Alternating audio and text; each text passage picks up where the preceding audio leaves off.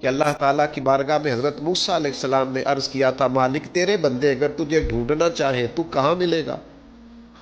تو اللہ کریم نے فرمایا جن لوگوں کے دل لوگ توڑ نہیں دیتے میں ان ٹوٹے دلوں میں ملا کرتا ہوں۔ تیرا آئینہ ہے وہ آئینہ کہ شکستہ ہو تو عزیز تر ہے نگاہ آئینہ ساز میں۔ جب لوگ تانے دیتے ہیں، جب لوگ تکلیف دیتے ہیں، جب آپ بالکل ٹھیک چل رہے ہوتے ہیں، جب آپ محنت کر رہے ہوتے ہیں، جب آپ مخلص ہوتے ہیں، جب آپ جدوجہد کر کر کے تھک جاتے ہیں، اور لوگ جب پوری طور پر تانا زنی کر باتیں سننے کو جب ملتی ہیں، میں دیانتداری سے کہتا ہوں جب لوگ پوری طرح دل توڑ دیں پھر کوئی سجدے کا مزہ ہے، پھر کوئی دعا کی لذت ہے، پھر کوئی چسکا ہے اس کی بارگاہ میں حاضری کا، پھر کوئی تڑپ پیدا ہوتی ہے اس کیفیت میں۔ وہ جب لوگ آپ کو پوری طرح تکلیف دیں اور سارے اسباب ظاہری ختم ہو جائیں، وہ جو لذت ہے نا اللہ کی بارگاہ میں جڑنے کی، وہ تعریف والوں کو کئی دفعہ نصیب ہے۔ ٹوٹے دلوں میں تو رب ملتا ہے، نہ بچا بچا کے تو رکھ اسے تیرا آئینہ ہے وہ، یہ شکستہ ہو تو عزیز تر ہے نگاہ آئینہ ساز میں۔ میرے عزیز طے کریں کہ اپنے ضمیر کے مطابق فیصلے ہوں گے، اللہ رسول کی رضا پانے کا کام ہوگا، اور اس تعریف سے نکل آئیں گے ہم کہ لوگ ہمارے بارے میں کیا کہتے ہیں۔ میں عرض کر چکا ہوں کہ داتا علی اجمیری رحمۃ اللہ علیہ فرماتے ہیں کہ نبی پاک علیہ السلام کو صادق کہتے ہیں، امین کہتے ہیں، صلہ رحمی کرنے والا کہتے ہیں، اور جب کہا لا الہ الا اللہ پڑھو تو پھر جادوگر، پھر معاذ اللہ شاعر، پھر کچھ اچھا وہ یہ سارا کچھ کہتے رہے، تو کیا حضور شام کو بیٹھ کے حضرت صدیق اکبر کے پاس یا گھر میں سیدہ خدیجہ کے پاس یہ تبصرے کرتے تھے معاذ اللہ کہ دیکھو جی لوگ بات ہی نہیں سنتے، دیکھو توجہ ہی نہیں کرتے، دیکھو مجھے جادو، حضور یہ تبصرے کرتے؟ وہ جس طرح بچہ آگ کے قریب بار بار جاتا ہے اور ماں ہاتھ پکڑ پکڑ کے روکتی نہیں، غصہ نہیں کرتی، اس کا خیال ہوتا ہے اسے پتہ ہی نہیں یہ جل جائے گا، یہ رات کو بیٹھ کے تبصرے نہیں ہوتے، بلکہ اللہ کا قرآن کہتا ہے اللہ کا باقی النفس کا، اے محبوب کیا آپ اپنی جان پر کھیل جائیں گے؟ اللہ یکون مؤمنین، اس بات پر کہ یہ ایمان کیوں نہیں لاتے؟ حضور آپ نے تو جان کی بازی لگا دی گویا، اتنی محنت کرتے ہیں، اتنی محنت کرتے ہیں، یہ اللہ کا قرآن ہے، وہ جادوگر کہتے جا رہے ہیں، ساحر کہتے جا رہے ہیں، اور حضور جان کی بازی لگا کر دین بتاتے جا رہے ہیں۔ یہ مزاج ہے کہ آپ ان لوگوں کے بیچ کھڑے ہو کر انہی کی خیر کی بات کریں، انہی کے حق میں بھلے کی بات کریں جو آپ پر تانا زنی کر رہے ہیں۔ آپ انہی لوگوں کے لیے دیکھیے حضرت موسیٰ علیہ السلام کتنی جدوجہد کی جناب کلیم، کبھی فرعونیوں سے مقابلہ ہے، کبھی دریاؤں کا سفر ہے، کبھی صحراؤں کا علاقہ ہے، کس طرح حضرت موسیٰ علیہ السلام نے جدوجہد کی اپنی قوم کو نکالنے کے لیے۔ آپ قرآن مجید کھولیں، جگہ جگہ حضرت کلیم علیہ السلام کا ذکر ملے گا، کبھی وہ پانی کا مطالبہ لے کے آ گئے، کبھی کچھ لے کے آ، دن رات حضرت موسیٰ علیہ السلام انہیں فرعون سے، فرعونیوں سے نجات دلانا چاہتے ہیں، لیکن وہ کتنی ذہنی اذیت دیتے ہیں۔ آپ تاریخ پڑھ کے دیکھیں، کبھی وہ ان سے کہا گائے ذبح کرو تو پوچھتے ہیں رنگ کیسا ہو، بچڑی ہو کہ جوان ہو۔ کبھی حضرت موسیٰ علیہ السلام کے بارے میں معاذ اللہ ثم معاذ اللہ، یہاں تک انہوں نے کہہ دیا کہ آپ نے تو اپنے بھائی حضرت ہارون کو قتل کر دیا، یہاں تک کہ ایک عورت کو کہا جا کے جناب حضرت موسیٰ پہ الزام لگا دو۔ کبھی وہ کہتے ہیں کہ معاذ اللہ آپ اتنا اپنے آپ کو پردوں میں چھپا کے رکھتے ہیں، چونکہ حضرت کلیم بڑے حیادار تھے، اللہ کے سارے نبی حیادار ہوتے، تو وہ کہتے تھے لگتا ہے جسم پہ معاذ اللہ ثم معاذ اللہ کوئی عیب ہے، کبھی کوئی بات، کبھی کوئی بات، کبھی کوئی بات۔ لیکن آپ حضرت کلیم کو دیکھیں، وہ جہاں بھی رب کی بارگاہ میں عرض کرتے ہیں اپنی امت کی خیر ہی مانگتے ہیں، وہ اپنی قوم کی خیر ہی مانگتے ہیں، وہ اللہ کی بارگاہ میں یہی عرض کرتے ہیں مالک ان کے لیے ہدایت کے راستے واضح فرما۔ یہاں تک ان کی قوم نے کہہ دیا معاذ اللہ، یہ اللہ کا قرآن فرماتا ہے، آپ سورہ آراف پڑھ کے دیکھیے، وہ کہنے لگے اے موسیٰ ہمیں تو آپ سے پہلے بھی آپ کی وجہ سے تکلیف پہنچی، معاذ اللہ آپ کے بعد بھی آپ کی وجہ سے تکلیف پہنچی، وہ آپ کی ولادت کی خبر معروف ہوئی تو فرعون نے ہمارے بچے قتل کرانے شروع کر دیے، تو آپ کے تو آنے سے پہلے ہمیں تکلیفیں پہنچ رہی۔ لیکن حضرت موسیٰ پھر بھی کہتے ہیں اور صبر کرو تمہارا دشمن ہلاک ہو جائے، اللہ تعالیٰ تمہیں کامیابی دے گا۔ پھر اللہ تعالیٰ نے اس کا اعلان بھی فرمایا، فرمایا یاد کرو نا بنی اسرائیل والوں، وہ وقت یاد کرو نا وَإِذْ نَجَّيْنَاكُمْ مِنْ آلِ فِرْعَوْنَ، پھر ہم نے تمہیں نجات دی فرعون والوں سے، پھر ہم نے تمہیں نجات دی ان لوگوں سے، فرعونیوں سے تمہیں بچا لیا. کس کی برکت سے؟ حضرت موسیٰ علیہ السلام کی برکت. اللہ نے ان کے ذریعے تبلیغ فرما کے بچا لیا. قومیں اس قدر تکلیف دیتی. حضرت سیدنا شعیب علیہ السلام کا ذکر ہمیں ملتا ہے سورہ ہود کے اندر. حضرت شعیب اپنی قوم کو منع کر رہے ہیں. کیا کہہ رہے ہیں؟ ناپ تول پورا کرو، نا انصافی نہ کرو، لوگوں کا حق نہ مارو، یہ خیر کی دعوت. قوم جواب میں کیا کہتی ہے؟ سورہ ہود پڑھیے. وہ کہتے ہیں ہمیں نہیں سمجھ میں آتی آپ کی باتیں. اگر ہمیں آپ کے قبیلے کا ڈر نہ ہوتا تو معاذ اللہ ہم تو آپ کو پتھر مار مار کے شہید کر دیتے. آپ انہیں تبلیغ دین کر رہے ہیں، آپ انہیں اخلاقیات سکھا رہے ہیں، آپ ان کے کردار و عمل میں خوبصورتی پیدا کرنا چاہ رہے ہیں. وہ کہتے ہیں اگر آپ کے قبیلے کا خوف نہ ہوتا تو ہم تو آپ کو شہید کر دیتے. تو جواب میں حضرت شعیب نے کیا کہا؟ جاؤ پھر موج کرو. انہوں نے کہا ایسی قوم کو تبلیغ کروں جو پتھر مارنے کی بات کرتی ہے؟ کیا میں اب ایسے لوگوں کو دعوت خیر دوں جو مجھے شہید کرنے کی بات؟ کیا خوبصورت جملہ ہے قرآن مجید نے بیان کیا. حضرت سیدنا شعیب فرمانے لگے وَيَا قَوْمِ اعْمَلُوا عَلَىٰ مَكَانَتِكُمْ إِنِّي عَامِلٌ. فرمانے لگے قوم والو تم اپنی جگہ کام کرتے رہو جو تم نے کرنا ہے، اور میں اپنی جگہ دین کی تبلیغ کرتا رہوں. کرو تم اپنا کام اور میں اپنا. شکوہ ظلمت شب سے تو کہیں بہتر تھا ہم اپنے حصے کی کوئی شمع جلاتے جاتے. دوستو لوگ تو تانا زنی کریں گے. ایک خاص بات کرنی ہے آپ سے. ایک دانشور نے مجھے تو بڑا تڑپایا ہے، ہو سکتا ہے آپ بھی تڑپ جائیں. دیکھا ہے جو کچھ میں نے اوروں کو بھی دکھلا دے. ایک دانشور کی بات پڑھی میں تو ٹوٹ گیا. اس نے کہا مسئلہ پتہ کیا ہے؟ بدی پھیلانے والے تھوڑے ہیں اور نیکی پھیلانے والے زیادہ ہیں. لیکن پھر بھی زمانے میں بدی کیوں زیادہ پھیل گئی، نیکی کم کیوں پھیلتی؟ تعداد نیکی پھیلانے والوں کی زیادہ ہے، بدی پھیلانے والوں کی کم ہے. لیکن سوسائٹی میں چلن بدی کا کیوں عام ہے؟ تو کہنے لگا اس کی وجہ یہ ہے کہ جس اخلاص کے ساتھ بدی پھیلانے والی بدی پھیلاتے ہیں نا، اس اخلاص سے نیکی پھیلانے والے نیکی نہیں پھیلاتے. اور جتنی محنت شیطان کرتا ہے لوگوں کو گمراہ کرنے کے لیے، اتنی محنت دیندار کیوں نہیں کرتے بچانے کے لیے؟ جس تیزی کے ساتھ لوگ دین کے مخالف کوششیں کرتے ہیں، اتنی محنت کے ساتھ دیندار لوگ جدوجہد کیوں نہیں کرتے؟ کاش کبھی لوگ اتنے مخلص ہو جائیں جتنے بدی پھیلانے والے مخلص ہیں، تو انقلاب آ جائے. حضرت امام احمد بن حنبل رحمۃ اللہ علیہ ایک چور کے لیے اکثر دعا مانگا کرتے تھے. ابو الحسن اس کا نام تھا. امام احمد بن حنبل کہتے یا اللہ اس پہ رحم فرما، یا اللہ اس چور پہ رحم فرما. دعا مانگ. اور دعا کیا مانگتے؟ یا اللہ ابو الحسن اس پہ رحم فرما. ایک دن آپ کے بیٹے نے پوچھا کہ حضور لوگ بڑے پریشان ہیں کہ آپ چور کے لیے دعا مانگتے اور اس کے لیے اللہ کی رحمت طلب کرتے ہیں. تو امام احمد بن حنبل نے بڑی انوکھی بات کی. کہنے لگے اس چور نے مجھے حوصلہ بڑھا دیا. آپ فرمانے لگے دین کی ایک بات کرنے کی وجہ سے جب مجھے بادشاہ نے گرفتار کیا اور مجھے تھانے لے جایا گیا اور کوتوال مجھے بند کرنا تھا، تو میں دیندار آدمی تھا، ساری زندگی پڑھنے پڑھانے والا تھا. سارے مجرم نہیں جیلوں میں جاتے، جیلوں میں تو حضرت یوسف علیہ السلام جیسے لوگ بھی رہے ہیں. فرماتے مجھے لے جایا جا رہا تھا تو کچھ کیفیات تھیں کہ لوگ کہیں گے جناب جیل میں. ارشاد فرماتے ہیں کہ میں ابھی کوتوال مجھے تھانے لے کے گیا کہ وہ چور آیا اور آ کے کہنے لگا امام صاحب زمانہ جو مرضی کہے میں جانتا ہوں آپ کی غلطی کوئی نہیں، آپ نے حق بیان کیا. کہنے لگا حضور میں چور ہوں، میرے وجود پر اب ایک انچ جگہ نہیں جہاں کوڑا نہ پڑا ہو. سارا وجود کوڑے کھا کھا کے زخمی ہے. ہر شہر کے ہر کوتوال کے پاس گویا ہر تھانے میں میرا نام لکھا ہے. چوری کے لیے مار کھاتا ہوں، کبھی گھبرایا نہیں.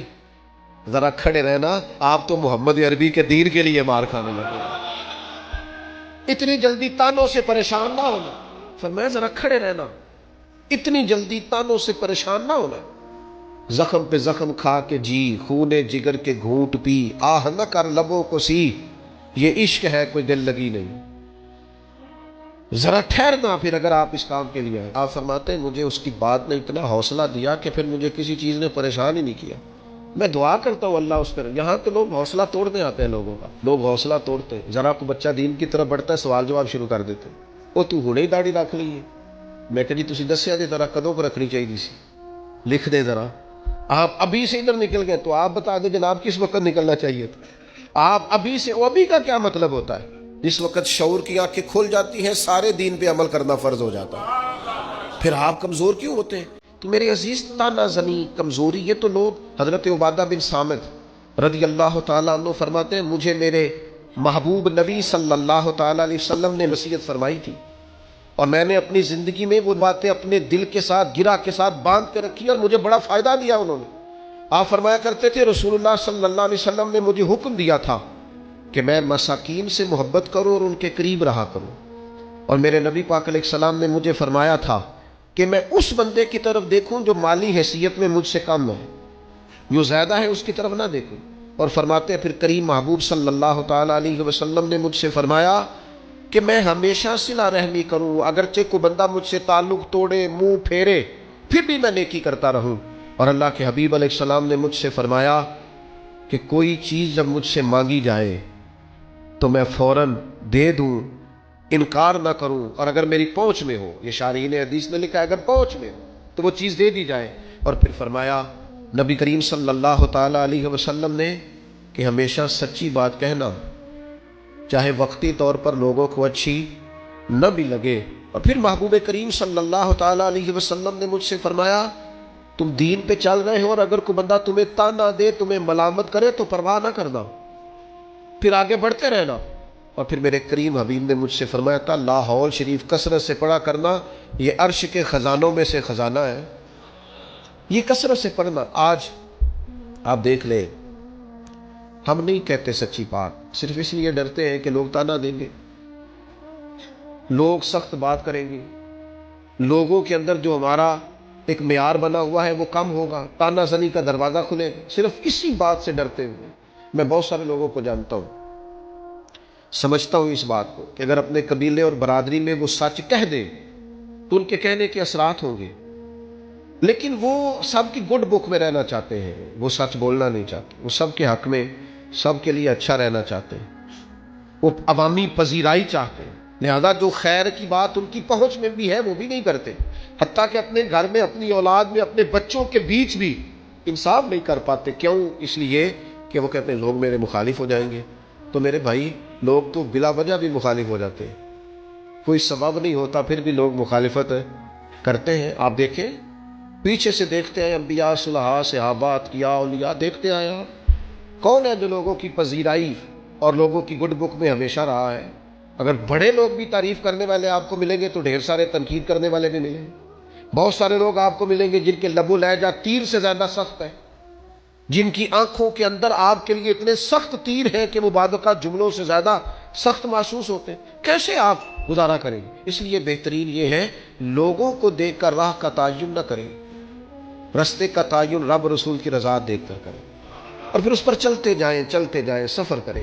اللہ کے پیارے حبیب علیہ السلام نے فرمایا، حضرت ابو سعید خدری رضی اللہ تعالیٰ عنہ حدیث کے راوی ہیں، مسند امام احمد بن حنبل میں موجود ہے، حضور علیہ الصلوۃ والسلام نے فرمایا تم میں سے کوئی شخص اگر کوئی ایسا موقع دیکھے جہاں اللہ کے احکام کو توڑا جا رہا تو اسے چاہیے کہ وہاں بات کہنے میں حقارت محسوس نہ کرے، تبلیغ کر دے، بات کہہ دے، لوگوں کو بتا دے.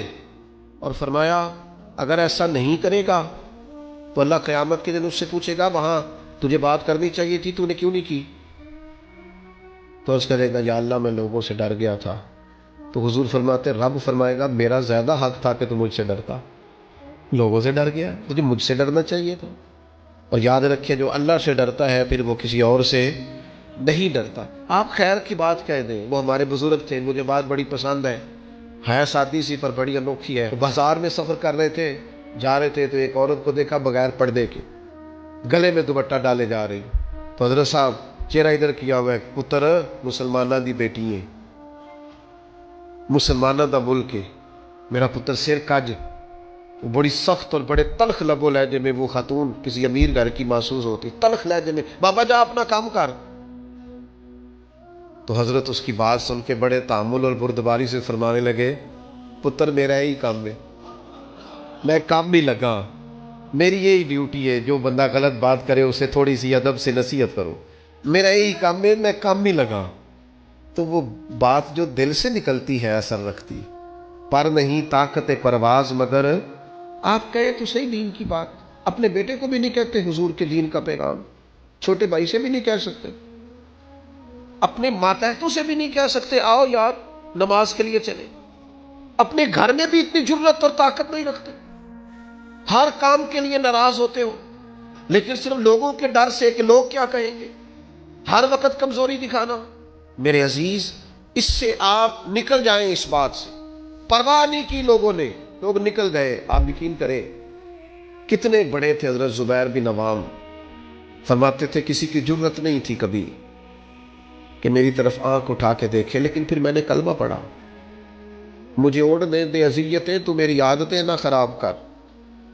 فرماتے چٹائی لپیٹ کے نہ میرے گرد مجھے باندھ کے، تو اس کو میرا چچا آگ لگا دیتا تھا، وہ جو دھواں ہوتا تھا نا اس کا، یہ دھواں بڑی تکلیف دیتا ہے اگر آپ دھوئیں میں گر جائیں۔ فرماتے اس سے مجھے اذیت پہنچتی، تکلیف پہنچتی، لیکن ہر لمحہ میرے دل سے بھی صدا نکلتی، حق وہ ہے جو رسول پاک لے کے آئے، سچ وہ ہے جو نبی کریم علیہ السلام نے بیان فرمایا۔ کسی جگہ بھی کسی کمزوری کا اظہار کیوں ہم کمزور پڑ گئے؟ اللہ جانے کون سی ایسی باتیں ہیں جن کی وجہ سے ہم پیچھے رہتے جا رہے ہیں۔ میرے عزیزوں، ان کمزوریوں سے اپنے آپ کو نکالو۔ میں آپ سے عرض کروں، اپنے بچوں کو بزدل نہ بنائیں، انہیں یہ نہ کہیں کہ وہ بندے کیا کہیں گے، لوگ کیا کہیں گے، لوگ تیرے بارے میں کیا سوچیں گے۔ یہ ٹھیک ہے کہ انہیں تہمت والی جگہ سے بچائیں کہ یار تو رسوا ہو جائے گا، اور رسوائی جو ہے وہ ٹھیک نہیں ہوتی، اور وہ انہیں بتائیں غیر شرعی کاموں میں، یا وہ سستی کر رہے ہیں دین سیکھنے میں تو اس میں، لیکن میرے عزیز کھانے پینے میں، اوڑھنے پہننے میں اور زندگی گزارنے میں آپ انہیں لوگوں کی رائے کا محتاج نہ کریں کہ بیٹا یہ تو اگر کھا لے گا تو لوگ کیا کہیں گے، یہ پہن لے گا تو لوگ کیا کہیں گے، اس معاملے میں لوگ کیا کہیں گے۔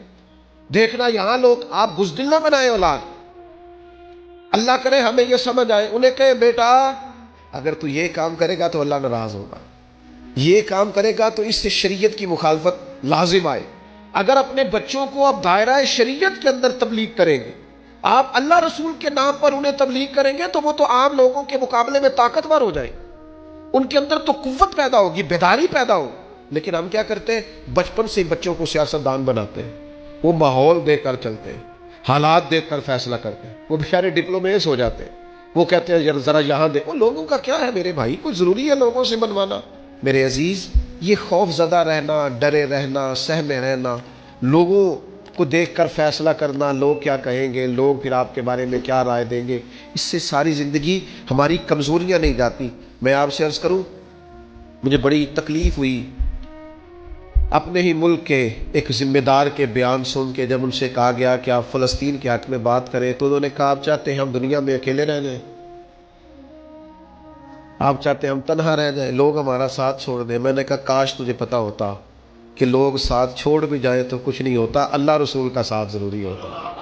کاش تجھے خبر ہوتی، لوگ پہلے بھی ساتھ نہیں ہیں، لوگ آپ کے ساتھ نہیں ہوتے، لوگ اپنے مفادات کے ساتھ ہوتے، لوگ اپنے آپ دیکھیں نا، مفاد لوگوں کا بدل جاتا ہے تو پھر وہ آپ سے بھی بدل جاتے ہیں۔ اگر مفاد کسی اور جگہ میں بستا ہے تو لوگوں کی توجہ ادھر ہو جائے گی۔ جب تک آپ سے کسی کو فائدہ ہو رہا ہے وہ آپ کے ساتھ ہے، تو ہم اس چکر میں ساری عمر جو بتا دیتے ہیں کہ لوگ کیا کہیں گے، لوگ کیا رائے قائم کریں گے، اس سے کمزوری واقع ہوتی ہے۔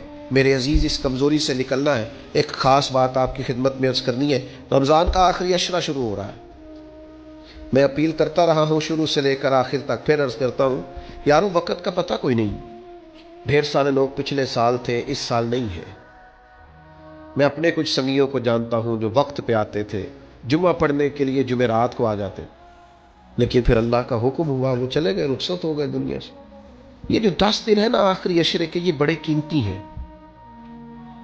اس طرح کسی انتہائی زرخیز چیز کو انسان کو میسر آئے تو بندہ کہتا ہے نا کہ میں جلدی سے اس میں فصل کاشت کروں، یہ جلدی جلدی مجھے پھل دے گی۔